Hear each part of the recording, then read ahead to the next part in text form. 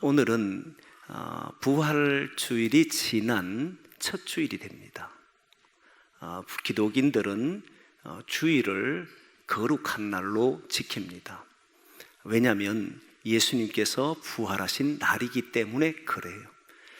얼마나 귀하게 지키느냐 하면, 우리가 보통 사순절이라고 하면 예수님의 고난에 동참하는 절기로 지키는데 주일은 뺍니다.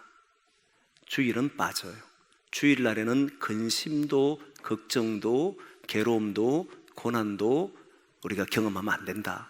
왜냐하면 주일은 주님이 부활하신 날이기 때문에 그렇게 이야기하며, 40일 동안 사순절 기간에는, 평일에는 예수님의 고난을 생각하며 살아갑니다. 그러나 이제 부활주일이 지나고 나면 성령 강림 주일까지가 약 50일이 지나면 이루어지는데, 그때까지 기쁨의 50일이다 이렇게 말을 합니다. 그래서 삶을 살아가는데 이제 주님의 고난을 생각하는 것이 아니고 부활하신 주님, 영광의 주님, 우리에게 죄와 어둠의 권세를 이기게 하신 그 주님을 바라보고 기쁨으로 50일을 살아간다 이렇게 말하는 거예요. 이건 주일뿐만 아니라 모든 날들이 그렇습니다. 그래서 저와 여러분들이 이제 살아가면서 주님이 우리에게 주신 큰 기쁨으로 모든 나날들이 이루어지기를 소망합니다. 어떤 삶의 자세를 가지고 사느냐가 중요하잖아요. 분명히 어려움도 있을 것이고, 아직 해결되지 못한 그런 문제들도 있을 것이고, 근심하고 걱정하며 사는 문제도 있을 겁니다. 그런데 근심으로 대하거나 염려로 대하면 우리의 뼈들이 자꾸 썩어져요. 그런데 기쁨으로 대하면 주님이 우리와 함께 하심을 믿고 부활하신 주님께서 나를 여기에서 건졌다는 사실을 알고 삶을 대하게 되면 그 삶 하나하나가 귀할 것이고, 또 복이 있다는 사실을 알 것이고, 거기에서 하나님 역사하신다는 것도 보게 되는 줄 믿습니다. 그렇게 살아가자는 거예요. 그죠? 우리의 나날들이, 저는 모든 날들이 그랬으면 좋겠는데 그건 참으로 쉽지는 않지만, 그래도 대하는 자세가 기쁨으로 자기의 삶을 대하시라. 주님이 우리에게 주신 고귀한 삶이기 때문에 그렇게 살아갔으면 저와 여러분들이 좋겠다 하는 생각을 가집니다. 이제 오늘 본문의 말씀을 가지고 제목을 더 너그러운 사람이라고 하는 제목으로 말씀을 드리려고 합니다.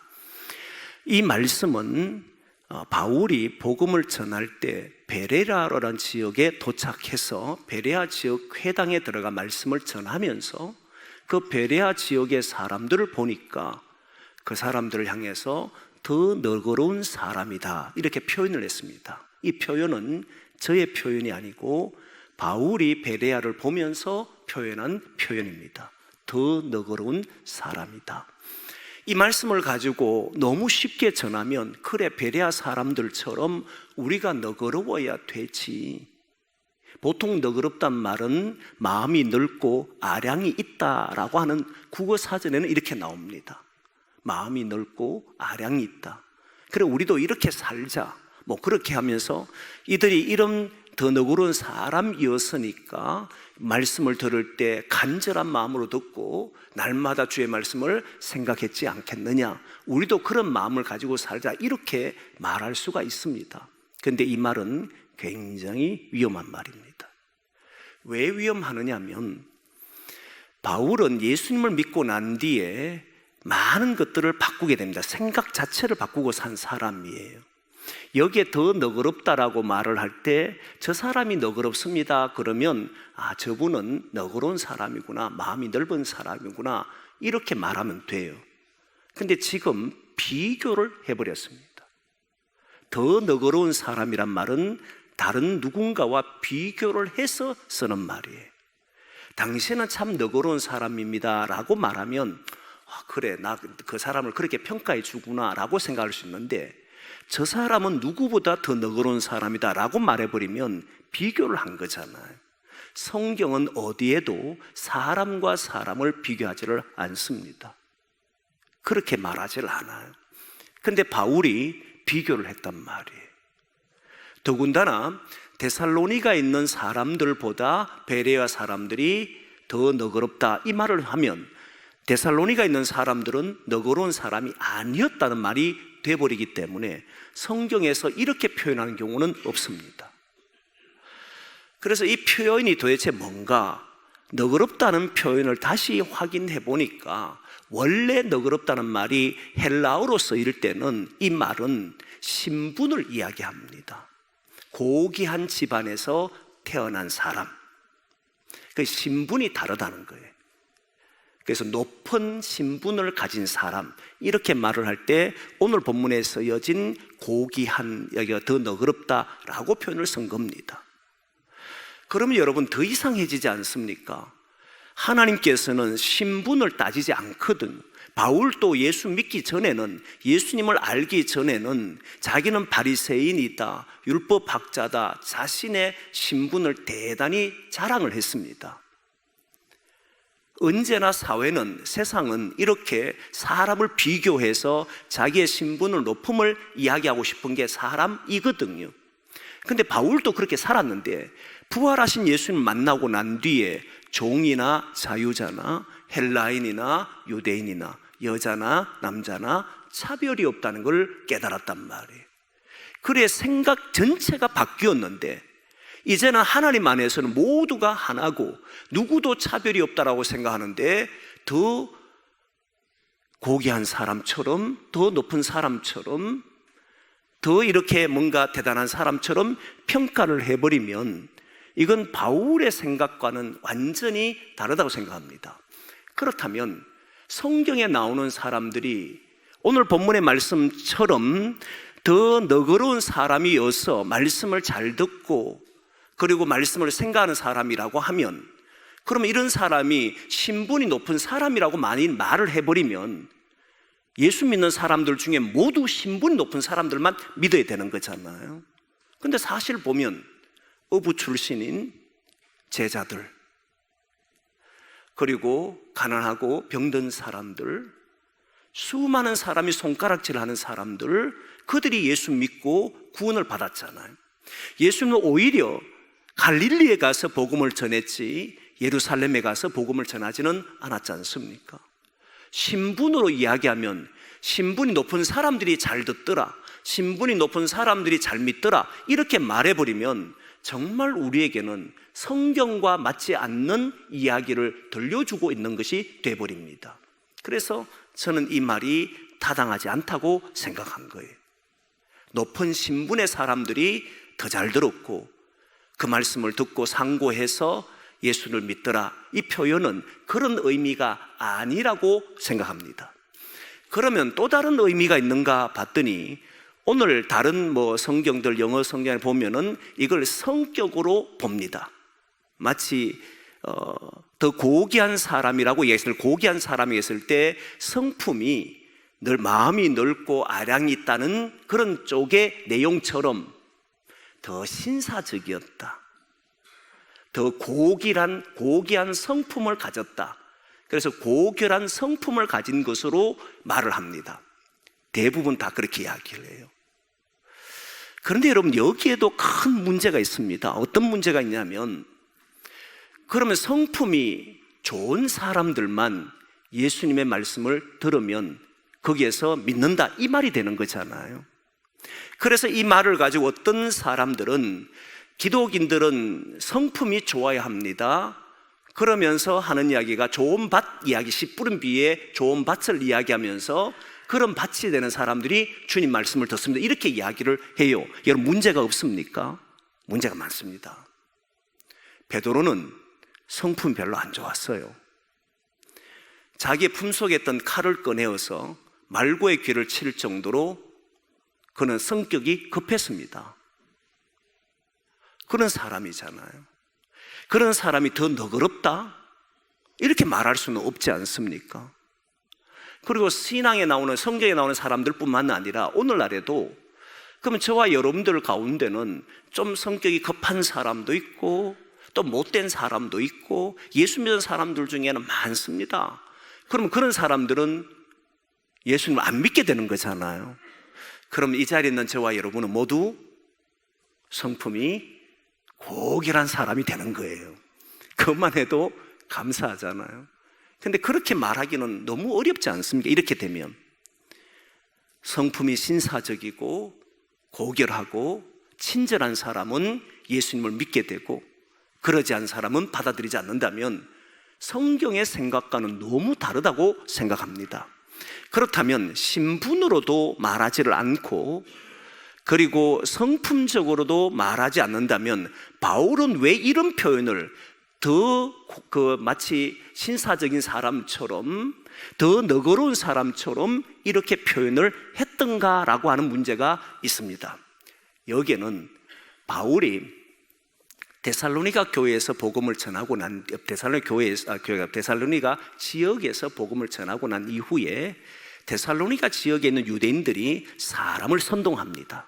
그리고는 바울을 잡아 죽이려고 해요. 그래서 바울은 급하게 도망을 나왔습니다. 도망을 나와서 베레아 지역으로 피신을 한 겁니다. 베레아 지역에 와서 이제 회당에 들어가서 복음을 전하는데, 이 사람들이 데살로니가 지역 사람들과는 뭔가 다른 게 있습니다. 뭐가 다르냐면, 사실 데살로니가 지역에도 문제를 일으켰던 사람이 유대인입니다. 여기에도 수많은 유대인들이 예수님을 믿습니다. 근데 유대인들은 전통적으로 율법을 고수하며 살아온 사람입니다.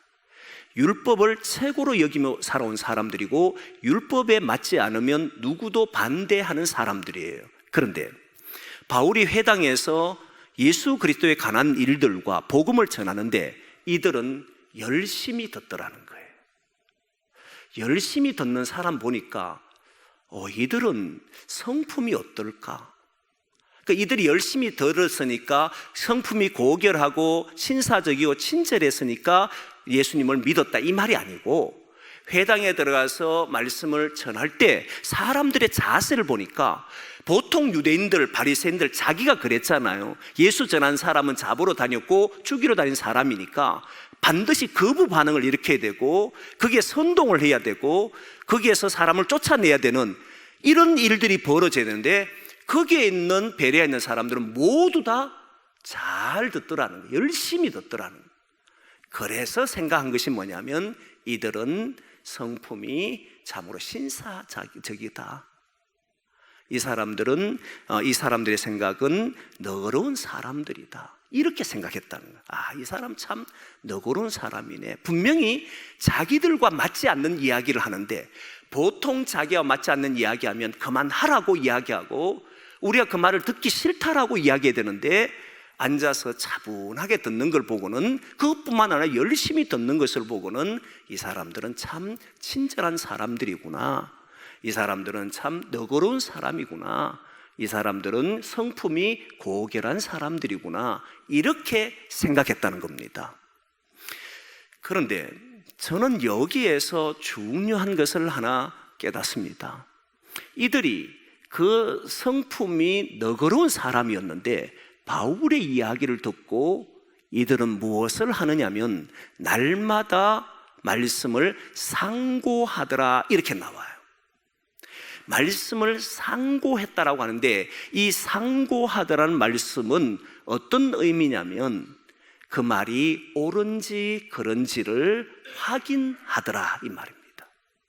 바울이 전한 메시지가 정말 맞는 거냐, 우리가 믿어왔던, 지금까지 들어왔던 말씀과는 전혀 다른 이야기를 하는데, 지금까지 예수 믿는 사람들을 죽이러 가는 것이 바리새인들이고, 예수님이 왔을 때 그 바리새인들과 서기관들과 대제사장이 그를 십자가에 못 박아 죽였는데, 그러면 이 사람들이 전하는 예수 그리스도가 성경에 말한 메시아가 맞느냐, 이 길로 가면 진리의 길이 맞느냐, 이 길로 가면 생명의 길이냐, 이것을 가지고 날마다 생각하고 검증하고 확인하더라, 이 말인 거예요. 저는 오늘날 이게 기독교인에게 필요합니다. 무턱대고 믿으라는 것은 지성의 강압입니다. 이제 그렇게 해서 앞으로 믿을 사람은 드물어질 겁니다.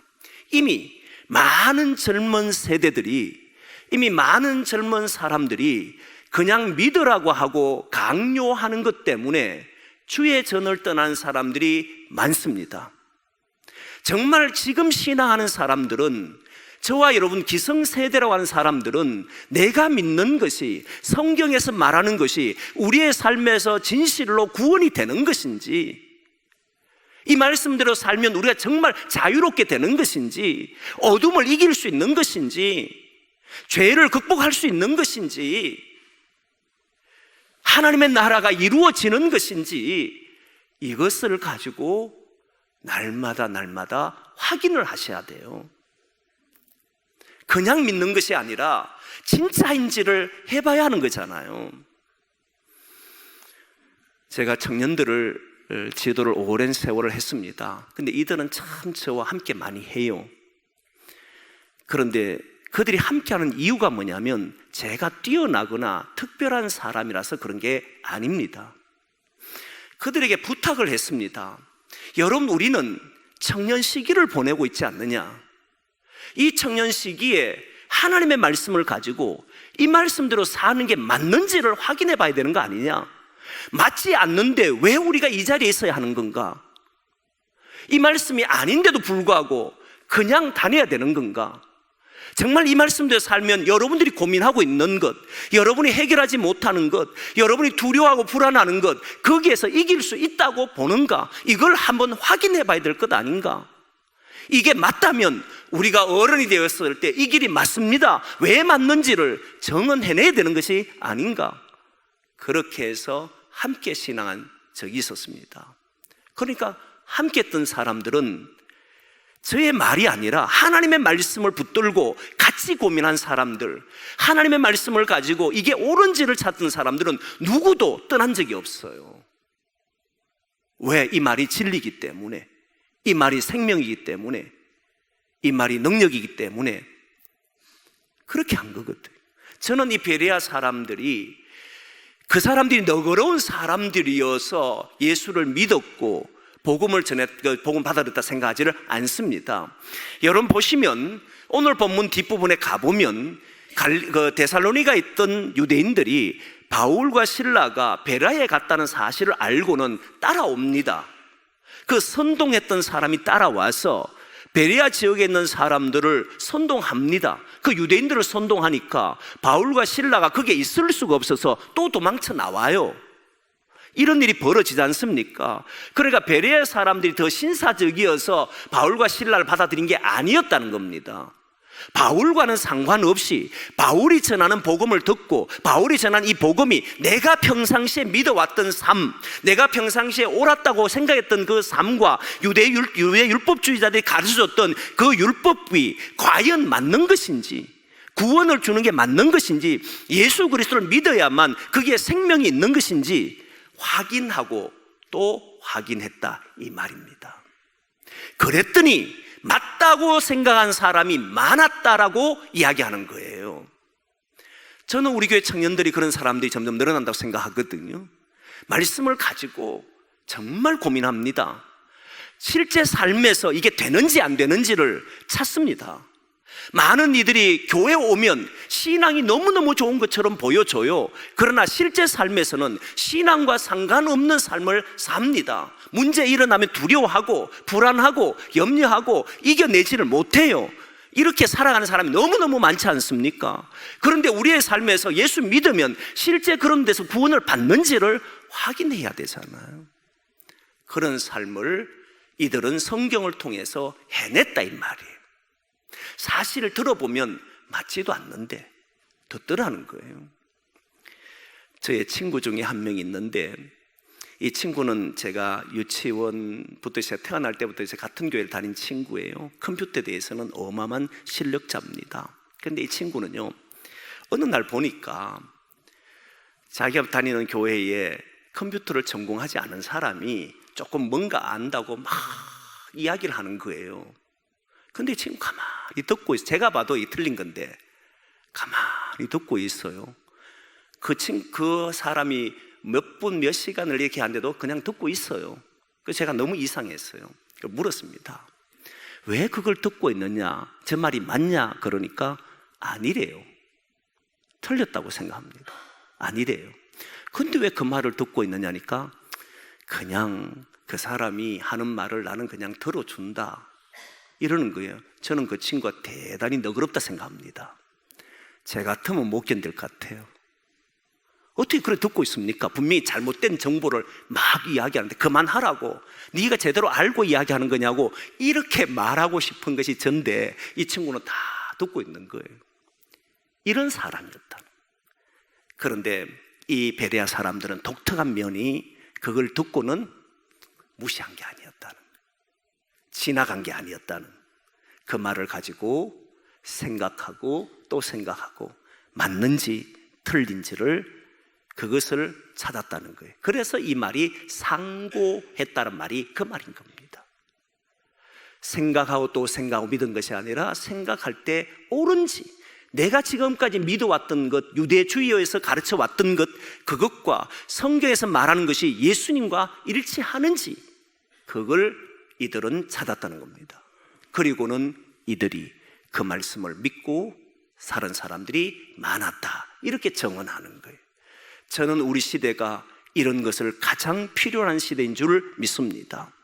여러분, 우리는 사람들에게 그냥 믿으라고 강요할 수 있는 시대는 지났습니다. 정말 우리가 믿는 이것이 옳은지를 확인하셔야, 실제 여러분의 삶에서 구원을 받는 길인지, 예수 믿으면 얼마나 평안이 일어나는지, 두려움을 어떻게 이길 수 있는지, 이것을 말씀을 통해서 해내는 성도들이 될 때, 나는 이렇게 사니까, 주님 말씀대로 하니까 이런 역사가 일어난다라고 정언할 수 있다고 확신합니다. 그렇게 되기를 소망합니다. 정말 그렇게 살아요. 여러분, 누구도 장담하지 못하잖아요. 저의 자녀도 장담 못하고 앞으로 젊은 세대에 장담할 수 있는 사람이 드뭅니다. 매우 위태로운 시대에 우리가 살아갑니다. 먼저 우리들이 이것이 옳다면 그것이 왜 옳은지를 정언해낼 수 있기를 원합니다. 그래서 저는 세례 공부하더라도 세례 문답할 때 반드시 하는 이야기가 내가 왜 예수를 믿는지, 그리고 사람들에게 그 말을 통해서 동의하는지, 동의하지 않으면 세례 받을 이유가 뭐 있냐고 이야기를 합니다. 그리고 그 말이 동의가 되는 사람들이 세례를 받는 거예요. 저와 여러분들이 믿음으로 사는 것을, 옳다는 것을 정언해낼 수 있기를 소망합니다. 그런 시대가 우리가 필요한 시대가 되었다라고 보는 거예요. 마지막 하나, 오늘 본문에서 마지막 하나를 보고 싶은 것은 이들이 더 이제 신사적이고 친절하고 더 너그러워서 바울의 이야기를 듣고 있었습니다. 그리고 상고도 했습니다. 그러나 데살로니가에서 온 사람들이 그들의 마음을 흔들자 일부는 흔들렸습니다. 그게 옳은 줄 알면서도 흔들린 사람이 있었다는 거예요. 저는 바울이 복음을 전했을 때 그 자리에 있었던 사람이라고 보여집니다. 선동에 흔들렸던 사람이 저는 있었다고 봅니다. 여러분, 가만히 보면 실제 우리들이 살아갈 때 마음이 흔들리는 경우를 보면 저러면 안 되는데, 나는 이 마음을 잘 지켜야 되는데 생각하면서도 마음이 흔들린 경우는 사람들의 말 때문입니다. 사람들이 흔들기 시작하면 마음을 지켜내기가 쉽지 않습니다. 여기에서 흔들린다는 표현은, 선동했다는 이 표현은 어떤 표현이냐면, 바울이 감옥에 갇혔을 때 지진이 일어나서 옥토가 흔들렸잖아요. 그런 정도의 충격이라는 거예요. 이 사람 마음을 완전히 흔들어 버릴 수 있을 만큼의 말들을 이들에게 한 겁니다. 그건 율법에 근거해서 말을 했을 겁니다. 자기들이 살아오는 삶을 근거해서 말을 했을 겁니다. 그때 말하니까 바울의 말을, 이야기를 듣고 친절하게 너그럽게 받아들였던 이들도, 날마다 상고했던 이들도 그게 옳은 줄 알면서도 거기에서 벗어나 이 데살로니가 온 사람들과 합세하여 바울을 또 몰아세우기 시작했다는 겁니다. 여러분, 저는 저와 여러분들이 마음을 잘 지키기를 소망합니다. 신앙생활하면 하나님의 나라를 이루고 싶어하는 사람이 모두가 아닙니까? 여러분 마음이 기뻐하기를 원하는 것이 모두가 아닙니까? 예수를 믿고 나면 구원받는다는 것 우리가 알잖아요. 예수 믿으면 거기에 자유를 누린다고 알잖아요. 그런데 여러분, 주변의 사람들이 예수 믿으면 왜 그런 일들이 났냐고 자꾸 이야기하고 우리의 마음을 흔들기 시작하면 사람들은 이상하게도 마음이 흔들려서 주님의 전을 떠난 사람들이 너무 많습니다. 흔들리지 말아야 합니다. 이게 옳으니까. 그래서 처음에 이야기할 때 여러분, 이 한 주간을 살아가고 앞으로 우리의 삶을 살아갈 때 주님이 주신 기쁨으로 자기가 만나고 있는 어려움들을 보시라. 주님이 주신 평안으로 현재 내가 고민하고 있는 것을 보시라. 자꾸 괴로워하고 염려하는 것으로 보지 마시라. 사람들의 소리를 들으게 되면 그 마음이 우리를 지배하게 하는 순간에 우리의 믿음이 흔들려 버릴 수밖에 없다는 거예요. 아브라함을 보시면 알겠지만 아브라함은 복의 근원으로 하나님이 세웠다는 걸 압니다. 그러나 그 주변에는 끊임없이 문제가 일어났고 끊임없이 사람들의 말들이 있었습니다. 그런데도 이 사람은 그 마음을 지켜냈잖아요. 나는 복의 근원으로 살아갈 것이라고. 요셉을 보십시오. 요셉은 형들에 의해서 팔렸습니다. 사람들이 열심히 하는데 네 형들이 팔았다고 조롱하지 않았겠습니까? 그 마음이 얼마나 괴로웠겠습니까? 그런데 주변의 어떤 사람의 말에도 내가 해야 될 일, 내가 걸어가야 될 만민의 생명을 위해서 나는 살겠다라고 하는 이 옳은 길을 향해서, 주님이 내게 주신 이 길을 향해서 나는 내 마음을 빼앗기지 않을 것이라고 그러면서 살았던 사람이 요셉이잖아요. 주변에 의해서 흔들리지 않았다는 겁니다. 하나님이 내게 주신 마음을 가지고 그 길을 계속해서 걸어갔던 사람이 믿음의 사람. 다윗도 똑같잖아요. 다윗이 사울에 의해 쫓길 때에 그를 죽일 수 있는 기회가 생겼을 때 주변의 사람들은 사울을 죽입시다, 이게 기회가 아닙니까? 하나님 주신 절호의 기회입니다. 그때마다 하나님이 하실 것이고 하나님이 기름 부은 자를 내가 어찌하여 손을 댄단 말인가? 기회가 주어졌음에도 불구하고 그 말에 흔들리지 않지 않습니까? 자기 아들 압살롬이 자기 왕위를 찬탈했을 때도 주변의 신하들은 내가 막으로 가오리까 놔두라고. 여러분, 이게 다윗이잖아요.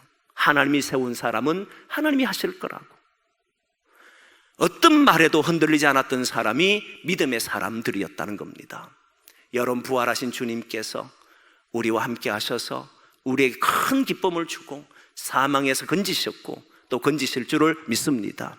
이런 믿음을 가지고 나갔을 때 뿌리채 흔들려고 하는, 지진이 일어나서 두렵게 하는 많은 일들이 일어날 때마다도 그때마다 우리의 마음을 잘 지켜주시기를 소망합니다. 오히려 기쁨으로 대하시고 평안으로 대하시고 부활에 승리하신 주님을 의지함으로 우리의 삶을 만들어가기를 소망합니다. 주님이 저와 여러분들과 함께 하실 줄을 믿습니다. 기도하겠습니다.